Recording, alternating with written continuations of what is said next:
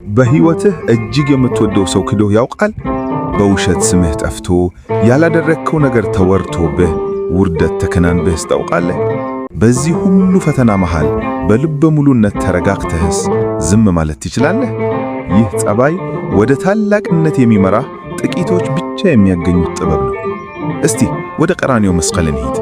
ጌታችን መድኃኒታችን ኢየሱስ ክርስቶስ ወዳጅ መስሎ በቀረበው በይሁዳ ተሸጠ። የውሸት ምስክሮች ተነሱበት፣ በፊቱ ላይ ተተፋበት፣ ልብሱ ተገፈፈ። ዓለም በጩኸት ይሰተል እያለች ስትናወጥ፣ እርሱ ግን በፍጹም እርጋታ ቆመ። የሚገርመው ነገር ቁጣ አልተሰማውም፣ በቀል አልፈለገም። ለምን? ምክንያቱም ሰላም ለእርሱ የሚለማመደው ነገር አልነበረም። ሰላም ማንነቱ ነበርና። አንተስ ዛሬ ዓለም በጩኸት በተሞላችበት የሰዎች ክፋት በበዛበት በዚህ ዘመን ማንም ሊሰርቀው የማይችለውን ያንን ሰማያዊ ሰላም እንዴት ታገኘዋለህ? እንዴትስ ትጠብቀዋለህ? ዛሬ ከኦርቶዶክሳዊት ቤተክርስቲያናችን አስተምሮ ጋር በማዋዛት ማንም ሊነካው የማይችለውን የእግዚአብሔርን ሰላም እንዴት እንደምትላበስ በስድስት ዋና ዋና ነጥቦች በዝርዝር እንመለከታለን። አብራችሁን ቆዩ። 1.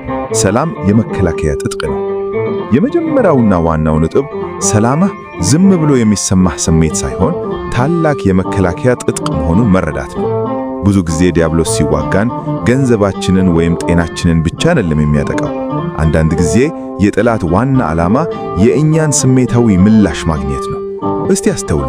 በጸሎት ሰዓት፣ በጾም ወቅት ወይም በመንፈሳዊ ተመስጦ ውስጥ እያላችሁ ድንገት ሰላማችሁን የሚነሳ ነገር ይፈጠራል። ለምን? ምክንያቱም ሰላምህን ስታጣ ትኩረትህን ታጣለህ። ትኩረትህን ስታጣ ደግሞ ከእግዚአብሔር ጋር ያለህን ግንኙነት ታቋርጣለህ።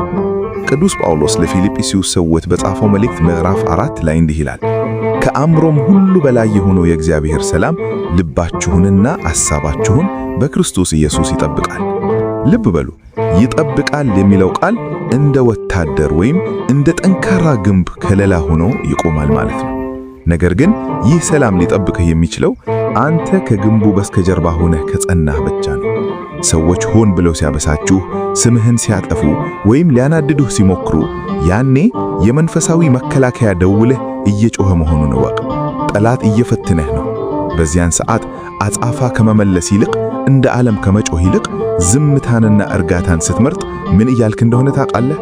ይህ ሰላሜ በጥበብ ከተገዛው ዓለማዊ ክብሬ ይበልጣል። ከእግዚአብሔር በተሰጠኝ ጸጋ ይህንን ርካሽ ጥበብ አልቀይረውም እያልክ ነው። ስለዚህ በሚቀጥለው ጊዜ የቁጣ ማዕረብ ሲነሳብህ ጉዳዩ ከሰዎቹ ጋር እንዳልሆነ ተረዳ። ጉዳዩ እግዚአብሔር የሰጠህን የውስጥ ሰላምን ከጠላት መጠበቅ መንፈሳዊ ጦርነት ነው።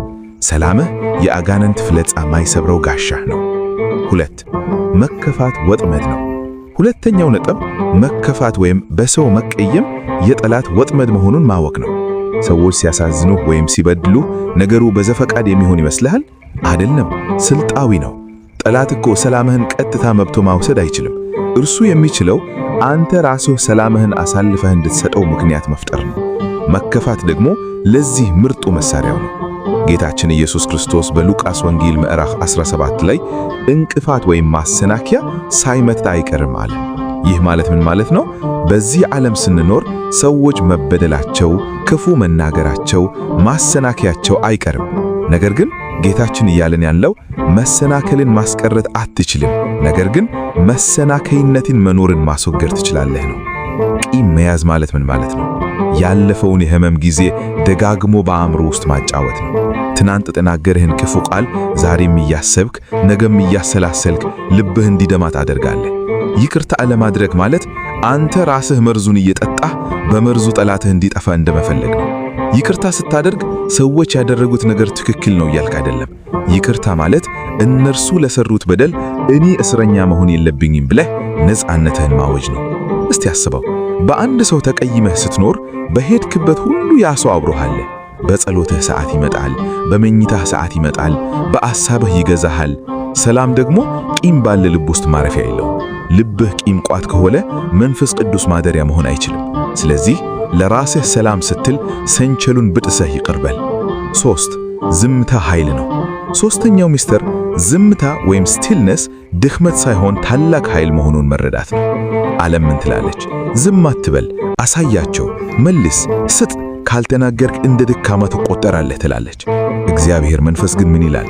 ዝም በሉ እኔም እዋጋላችኋለሁ ይላል። ኦሪት ዘጸአት 12 ላይ እስራኤላውያን ቀይ ባህር ከፊታቸው ፈርዖን ከኋላቸው በመጣ ጊዜ የተነገረውን ቃል አስታውሱ። እግዚአብሔር ስለ እናንተ ይዋጋል፣ እናንተም ዝም ትላላችሁ። ወገኖቼ ዝምታ ድክመት አይደለም። ዝምታ ጥበብ ነው። ዝምታ እምነት ነው። አፌን ከፍቼ ከምሳሳት እግዚአብሔር ይፍረድልኝ ብሎ ነገሩን ለሰማያዊው ዳኛ አሳልፎ መስጠት ነው። አንዳንድ ጦርነቶች በወሬና በክርክር አይሸነፉም።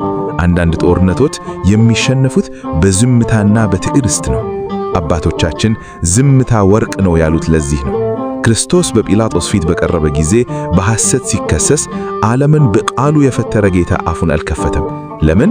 ምክንያቱም ዝምታው ከንግግር በላይ ኃይል እንዳለው ያውቅ ነበር። እርሱ ሲናገር ዓለምን ፈጠረ፣ ዝም ሲል ደግሞ ዓለምን አዳነ።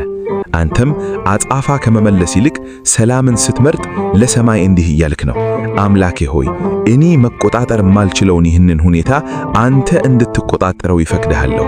ጉዳዩ ከአቅሜ በላይ ስለሆነ ለአንተ ሰጠሁ።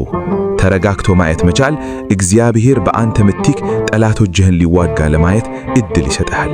ስትራወጥ፣ ስትከራረቅ፣ ስትሳደብ የእግዚአብሔርን ጣልጋብነት ትከለክላለህ። ስለዚህ ተረጋጋ። 4 ትህትና የሰላም እናት። አራተኛው ነጥብ ሰላም የሚበቀለው ትዕቢት ሲሞት ነው። ብዙ ጊዜ የምንናደደው የምንበሳጨው እውነት ለመናገር በውስጣችን ያለው እኔነት ወይም ኢጎ ስለተነካ ነው። ትዕቢት በጆሮአችን እንዲህ እያለ ያንሾካሽካል። እንዴት እኔን እንደዚህ ይለኛል? እኔ እኮ ማን እንደሆንኩ አያውቅም፣ ክብር ይገባኛል ይላል። ስሜታችን በክብር ፍላጎት ሲመራ ሰላማችን ይጠፋል። ያዕቆብ 4 ምን ይላል? እግዚአብሔር ትዕቢተኞችን ይቃወማል፣ ለትሑታን ግን ጸጋን ይሰጣል። ትሕትና ማለት ራስን አሳንሶ ማየት ብቻ ሳይሆን እንደ ክርስቶስ ማሰብ ነው። ትሑት ሰው ከራሱ ክብር ይልቅ የእግዚአብሔርን ክብር ያስቀድማል። በኦርቶዶክሳዊት ቤተክርስቲያናችን ትምህርት ትሕትና የጽድቅ ሁሉ መሠረት ናት ይባላል። ለምን? አንድ የሞተ አስከሬንን ብትሰድበው ምን ይመልሳል? ብትተፋበት ይናደባል? አይናደድም። ለምን? ሞቷላ። እኛም ለዓለም ክብር ስንሞት፣ ለራሳችን እኔነት ስንሞት ስድብ አይሰማንም፣ ንቀት አያበሳጨንም። በክርክር ሁሉን ማሸነፍ፣ በሁሉም ሰው ዘንድ መወደድ ወይም ንጹሕ ሆኖ መታየት አያስጨንቀንም። ሰላም የሚመጣው ከምድራዊው ገጽታ ይልቅ ስለ መንፈሳዊው ማንነትህ መጨነቅ ስትጀምር ነው።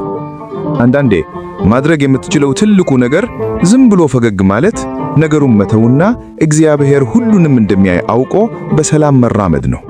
ያኔ ትዕቢት ሲወገድ ሰላም በልብህ ይነግሳል። 5 ዓይንን ከፈጣሪ ላይ አለመንቀል። አምስተኛው ነጥብ እይታህ ከእግዚአብሔር ላይ ሲነቀል ሰላምህ ይነቀላል። ቁጣ የሚመጣው እይታ ሲዛባ ነው። ቅዱስ ጴጥሮስን አስታውሱት። ዓይኑን በጌታ ላይ ባደረገ ጊዜ በተፈጥሮ ሕግ የማይቻለውን አድርጎ በውሃ ላይ ተራመደ። ነገር ግን ልክ እይታውን ከክርስቶስ ላይ አዞሮ ወደ ነፋሱና ወደ ማዕበሉ ሲመለከት መስጠም ጀመረ። እኛም ሕይወት ልክ እንደዛ ነው። ትኩረታችንን ከፈጣሪ ወደ ሰዎች ስናዞር ሰላማችን መስጠም ይጀምራል። እንዴት እንደዚህ ያደርገኛል?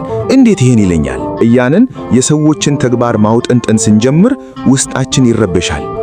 ነቢዩ ኢሳይያስ በምዕራፍ 26 ላይ ድንቅ ቃል ይናገራል። በአንተ የታመነችውን ነፍስ አሳቧ ወደ አንተ ተጠግቷልና በፍጹም ሰላም ትጠብቃታለህ። ልብ በሉ፣ ፍጹም ሰላም የሚገኘው አሳብ ወደ እግዚአብሔር ሲጠጋ ነው። ሰላም የሚጠፋው አሳብ ሲባዝን ነው።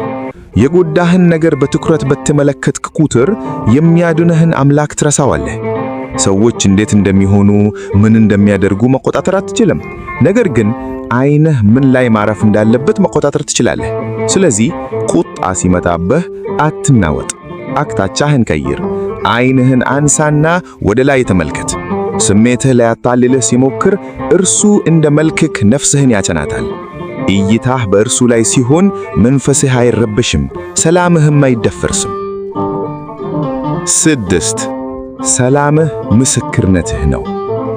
ስድስተኛውና የመጨረሻው ነጥብ እርጋታህ ታላቁ ስብከትህ ነው። ወገኖቼ ክርስትና በቃል ብቻ አይደለም፣ በኑሮም ጭምር ነው። አንዳንድ ጊዜ ለሰዎች የምትሰብከው ታላቁ ስብከት በቃላት አይደለም፣ በሰላምህ ነው።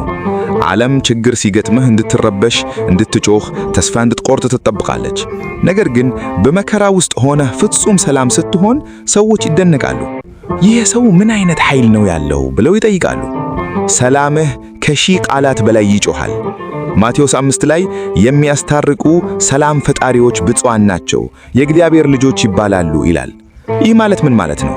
ሰላም የማን ልጅ እንደሆንክ መታወቂያህ ነው ማለት ነው። በጸጋ በትዕግስት እና በዝምታ ለመከራ ምላሽ በሰጠህ ቁጥር ለዚህ ዓለም የምታስተላልፈው መልእክት አለ። እኔ የምመራው በስሜቴ ሳይሆን በእግዚአብሔር መንፈስ ነው እያልክ ነው። ጻድቃን፣ ሰማዕታት፣ ቅዱሳን አባቶቻችን ያለፉት በዚህ መንገድ ነው። ዓለም ሲረግማቸው እነርሱ ይመርቁ ነበር፣ ሲመቷቸው እነርሱ ይጸልዩ ነበር። ያ ጽጥ ያለ ኃይል፣ ያ ከዓለም የተለየ ማንነት እውነተኛ ክርስትና ከሺህ ዓመታት በኋላ እንዲታወቁ ያደረጋቸው። ወዳጄ፣ ሰላም ማለት ችግር በሌለበት ጽጥ ያለ ቦታ ወይም በፍጹም ቀን የሚገኝ ነገር አይደለም። ሰላም ማለት በወጀብና በማዕበሉ ውስጥ ሆነህ በውስጥህ የምታነጽጠው ቤተ መቅደስ ነው። አጸፋ ከመመለስ ይልቅ እርጋታን ስትመርጥ፣ ሁሉን ከመቆጣጠር ይልቅ ለእግዚአብሔር አሳልፈህ ስትሰጥ የምታገኘው ሀብት ነው። ስለዚህ ከዛሬ ጀምሮ አንድ ሰው ሰላምህን ሊነሳ ሲሞክር ራስህን ጠይቅ። ይሄ ነገር እግዚአብሔርን ሰላም አሳልፌ ልሰጥበት ይገባል ወይስ ጌታ የሰጠኝን ክብር ልጠብቅ? መንፈስህን በጠበቅክ ቁጥር ክርስቶስን እየመሰልክ ትሄዳለህ።